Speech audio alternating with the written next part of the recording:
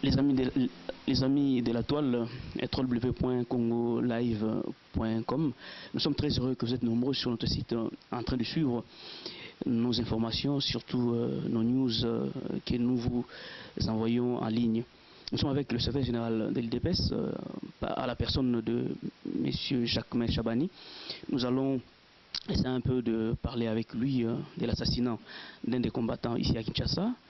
Et nous allons également essayer un peu de parler du rumeur qui court la ville, comme quoi que le secrétaire général a été suspendu.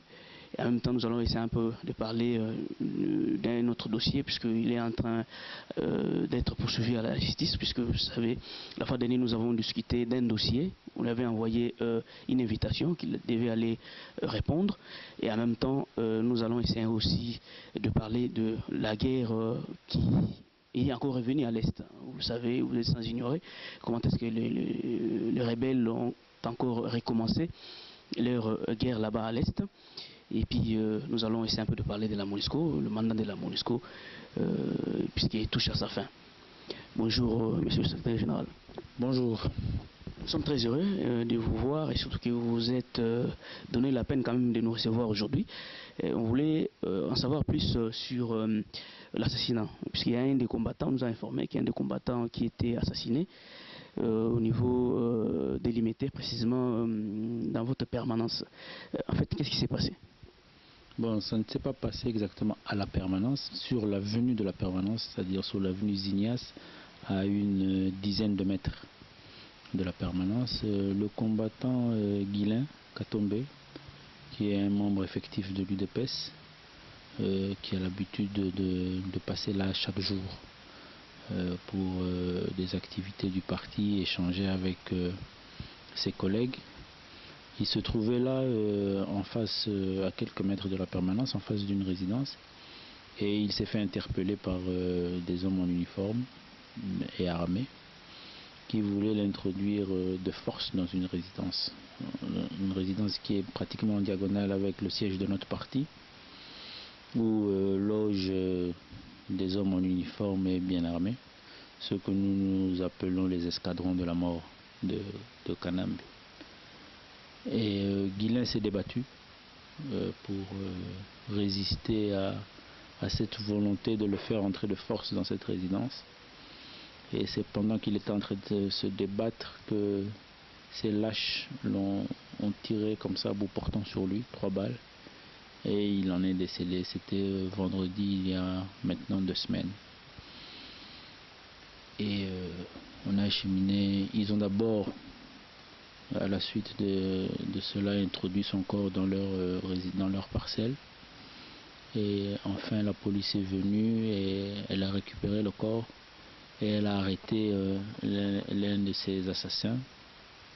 Donc actuellement il y a un dossier qui est ouvert à l'auditorat militaire de Kinshasa Matete, l'auditorat supérieur de Kinshasa Matete, et les avocats du parti sont en train de suivre.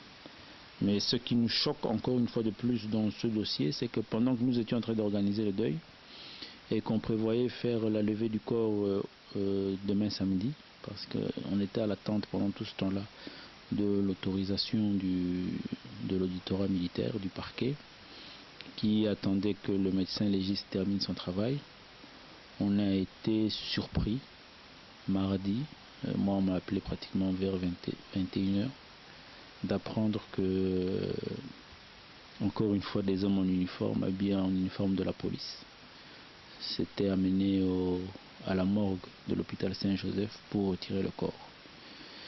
Ils ont échangé là-bas avec les responsables de l'hôpital pendant près de 3 heures qui ne voulaient pas leur céder le corps parce que c'est une pratique qui surprend tout le monde. À 21h, vous venez retirer un corps, prétextant que vous êtes avec des membres de la famille, et c'est pas les pratiques. Donc ce n'est que vers 23h, suite à des menaces, ils ont fait arrêter l'un des médecins de l'hôpital Saint-Joseph, que l'hôpital a cédé, et ils ont pris le corps et ils ont enterré le compagnon Guilain dans la nuit du mardi, pratiquement vers 23h minuit. On ne sait pas où encore, mais on nous a confirmé par par certaines personnes introduites dans cette police que ça s'est passé comme cela. En fait, ils craignaient que nous puissions organiser ce deuil. Ils avaient peur de la mobilisation qui allait se faire autour de cet assassinat. Donc voilà la situation dans laquelle nous nous trouvons par rapport à Guilain. Et nous estimons que c'est un parmi tant d'autres, un de plus malheureusement, qui nous encourage dans le combat que nous sommes en train de mener pour mettre fin à cette gabégie et à cette humiliation que pour le peuple congolais que constitue l'existence de Kabila au Congo. En dehors de ça, on voulait aussi savoir, parce qu'il y a déjà des rumeurs qui couvrent la ville, comme quoi le secrétaire général a été suspendu de ses fonctions. Je ne sais pas, nous sommes avec vous, est-ce que pourriez-vous c'est un peu d'éclairer la lanterne? Non, je crois que c'est une mauvaise... c'est peut-être que la rumeur, c'est-à-dire que ça ne part de rien.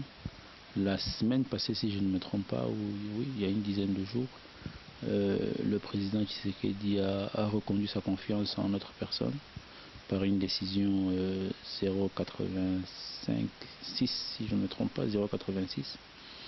Il nous a reconduit dans nos fonctions, donc nous sommes encore, nous bénéficions encore de la confiance du président Tshisekedi, ce qui est encourageant pour nous, et nous continuons notre travail.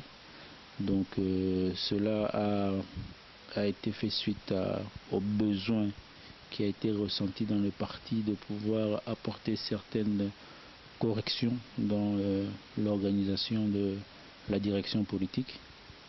Et voilà ce qui s'est passé, mais bon, suspension, je crois que ça sont des rumeurs. Donc on est là, on continue le travail. Ok, du coup je crois que la précision est là, donc le secrétaire général n'était pas suspendu. On voulait aussi avoir une autre précision, ou soit une réaction par rapport à l'IDPS. Donc la guerre à l'Est est reprise. Je crois que vous êtes suffisamment informé par rapport à ça. Alors je ne sais pas quelle est votre lecture par rapport à tout ce qui se passe maintenant là à l'Est. Ce malheur-là que connaît l'Est de la République du Congo depuis pratiquement plus de 15 ans n'a jamais cessé. Et il est dû principalement au déficit de leadership en République démocratique du Congo et même à la complicité des pseudo-dirigeants que le peuple congolais a le malheur d'avoir à la tête du pays. Donc c'est une complicité entre ces gens-là et différentes organisations mafieuses qui se trouvent à l'est de notre pays, qui ont pour intérêt principal nos richesses et notre terre. Donc c'est encore un des malheurs de plus parmi tant d'autres que connaît notre pays, et qui ne pourra trouver que résolution qu'avec le combat que nous sommes en train de mener, de voir la vérité des urnes être respectée, la vérité des urnes du scrutin du 28 novembre être respectée par tous. Ce combat dont tout le monde parle, qui concerne l'impérium du président élu, du président de la République élu démocratiquement le 28 novembre. Donc c'est-à-dire à partir du moment où le peuple congolais aura à la tête de son pays son président, Etienne Tshisekedi Wamulumba, nous sommes convaincus que toutes ces difficultés prendront fin, dans un premier temps d'elles-mêmes, mais ensuite ce gouvernement responsable que mettra en place le président Tshisekedi s'occupera aussi pour que, de façon définitive, cette humiliation que subit le peuple congolais depuis 15 ans, un peu plus de 15 ans, du fait du kabilisme qui nous est arrivé par malheur, ça sera terminé, ça prendra fin. Effectivement, nous sommes encore en train de le revivre avec recrudescence, c'est malheureux, mais nous mettons ça dans un tout. Et c'est pour ça que nous sommes concentrés dans la résolution globale de toutes les difficultés du peuple congolais, que ce soit à l'est, à l'ouest, au nord, au sud. Nos différentes populations souffrent chacune à sa manière pour différentes raisons, mais la souffrance, elle est générale. La cause, elle est unique. La solution, elle est unique.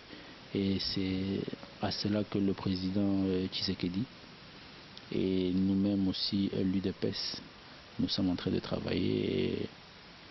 Et je peux dire à vos téléspectateurs de garder confiance, comme ils l'ont fait. Ils ont eu à faire confiance au président Tshisekedi durant 30 ans. Ils ont confirmé cette confiance le 28 novembre 2011, qu'ils continuent à faire confiance au président Tshisekedi. Ils seront satisfaits parce qu'il y a un travail qui est en train d'être fait. Mais certaines langues ou certains analystes politiques disent que en observant, chaque fois quand la MONUSCO se retrouve en fin mandat, c'est comme s'il y a toujours des troubles à l'Est. C'est comme s'ils ne veulent pas partir. Je ne sais pas si vous êtes aussi parmi les gens qui analysent de telle façon.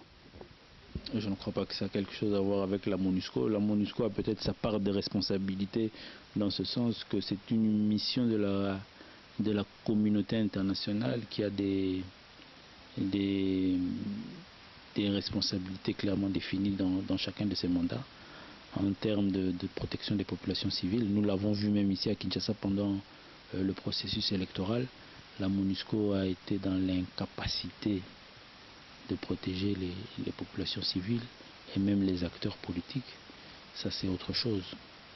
Mais ici, il est question d'un déficit dans le leadership politique congolais actuel à pouvoir gérer des questions d'intérêt entre États.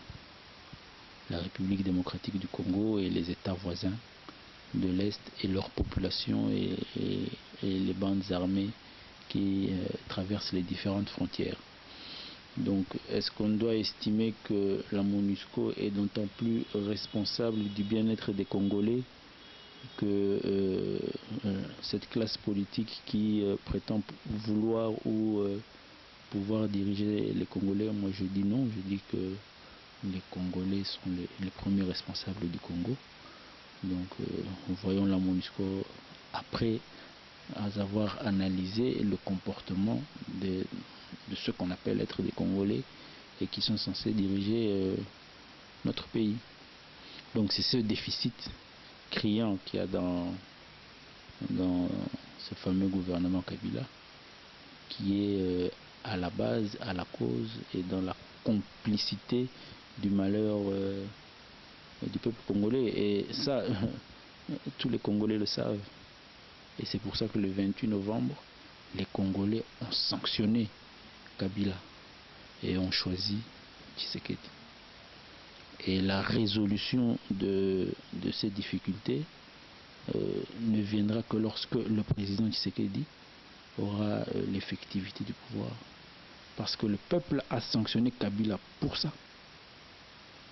Parce que le peuple a constaté que tous ces malheurs, dont les affres des provinces de l'Est de notre pays, sont dus à la présence de Kabila. Donc ça, c'est connu. Et la solution, moi je le répète encore une fois, la solution, elle est globale. Elle est globale pour tout le Congo. De même que les Quinois sont en train de souffrir ici, pour des raisons sociales, là-bas il y a la guerre. Et la solution, elle est la même. Il faut mettre fin à cette histoire, laisser le président, permettre au président élu de faire son travail. Merci, chers internautes. Vous avez suivi les questions que nous avons pensé poser le secrétaire général. Vous avez également suivi ses réponses. Il nous reste que peut-être lui tendre encore le micro pour qu'il puisse nous donner le mot de conclusion par rapport à notre entretien. Oui, merci. Là, je vais m'adresser principalement à toute la communauté congolaise, tous mes frères et sœurs congolais, mais aussi aux combattants membres de l'UDPS. Nous avons tous ensemble fait élire notre candidat, le président Etienne Tshisekedi, à travers une campagne formidable, une mobilisation comme cela ne s'est jamais fait. Je peux même dire en Afrique, nous avons réussi à mobiliser le peuple congolais autour de l'élection du président Tshisekedi. Et le 28 novembre, nous avons amené le peuple congolais à faire un choix, le bon choix, et ils l'ont fait. Il nous reste maintenant à régler cette question d'effectivité du pouvoir et d'impérium. Pour ce faire, nous avons besoin non seulement de rester serein, mais aussi de rester éveillé et mobilisé autour de cette cause politique qui tient le Congo et tout le peuple congolais. Donc ici, je vous appelle à cette sérénité, à cette organisation, à cette mobilisation. Il faut garder la flamme allumée. Continuons à mobiliser les différentes opinions, l'opinion nationale congolaise, les opinions publiques des différents pays où vous vous trouvez. C'est parce que c'est elle qui peut influencer sur leur classe politique en les interpellant à ne pas se faire corrompre par l'argent sale qui vient du Congo. Donc continuons ce travail, c'est un travail formidable que nous sommes en train de faire tous ensemble depuis pratiquement 2010, 2011. Allons jusqu'au bout, jusqu'à ce que nous atteindrons notre objectif. Nous y sommes très proches. Nous y sommes très proches, donc continuons à faire ce travail tous ensemble. Il y a beaucoup de choses à faire dans la mobilisation, la conscientisation, l'organisation aussi. Nous sommes un peuple qui a droit au bonheur, qui a droit à sa fierté, comme tous les autres peuples. Et tous les autres peuples qui sont aujourd'hui respectés dans le monde, sachez qu'ils sont passés par des étapes difficiles comme celles que nous sommes en train de traverser. D'ailleurs, nous avons encore cette grâce parce que nous sommes pratiquement à la fin de notre combat. Donc, je clôturerai par dire tenons bon. Tenons bon, le peuple a déjà gagné. Tenons bon, le président Tshisekedi nous donnera le plaisir de vivre son programme de gouvernement très bientôt. Merci. Nous disons encore merci, nous vous aimons bien et santé de fer à vous. Merci à tout le monde qui nous soutenait, qui nous soutient déjà. Nous avons également besoin toujours de vos soutiens et surtout de ceux-là qui pensent nous soutenir dans les jours à venir. Merci, santé de fer à vous, à la prochaine.